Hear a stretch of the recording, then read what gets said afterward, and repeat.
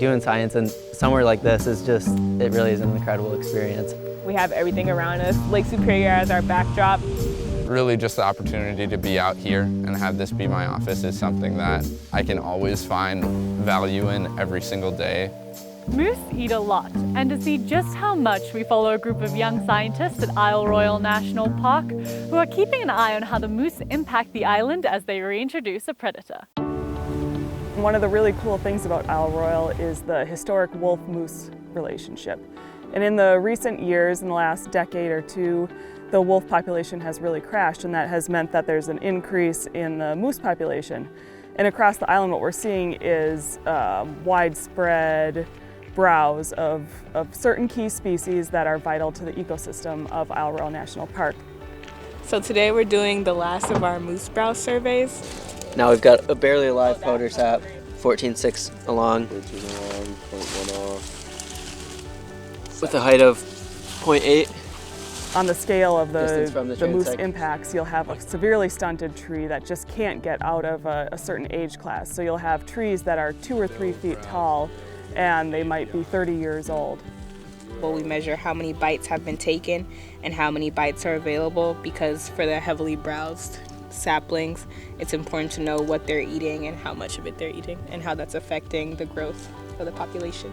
We decided that would be really important to capture what the effects of moose on the vegetation are currently, and then having a baseline in place, be able to measure the effects in the long term of what these wolf reintroductions would do to the moose population, and in turn looking at the effect on the island's vegetation. So the predator is controlling the herbivore, which then controls the vegetation across the island.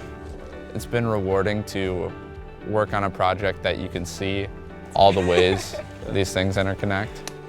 I think science is amazing for taking care of places like this because it can give us an insight into the future. That's kind of what our whole survey project is. It's an insight into the scientific future and how different events like climate change and predator reintroduction can actually change a forest and change the island. 6 bites taken.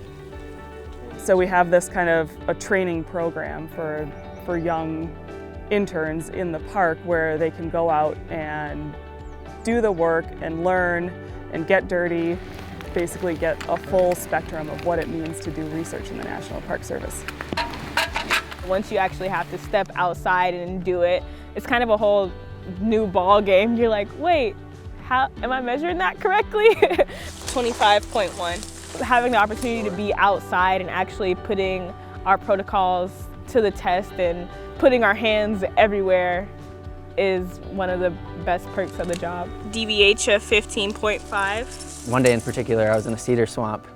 My feet are soaking wet. I hear mosquitoes buzzing all around me. I look down and my arm is literally coated with mosquitoes in some spots I can't even see my skin. But it's like there's just this weird adrenaline rush and kind of energy you feel just being in the field and knowing you're doing valuable science. And as weird as that sounds, that was actually a really memorable and great experience for me. This is my first time coming to Michigan. I had never heard of Isle Royale before. I had never backpacked or really hiked for a long time, but a lot of times when I'm out there, I'm like, wow, I'm really getting paid to camp. I like that. I'd go backpacking for weeks on end, and it's what I call fun. So definitely the opportunity to be able to incorporate that into a job is awesome. I love it. One available, ABI 3. I grew up in Michigan, and as a kid, my dad exposed me to this place. He brought me here when I was like 12 years old. We backpacked the island. And it really, like, getting that experience kind of touched something deep inside me where I was like, man, this is a cool place and I want to do everything I can so I could, maybe someday take my kids here and preserve it. And it's really fulfilling to be able to play a part in that.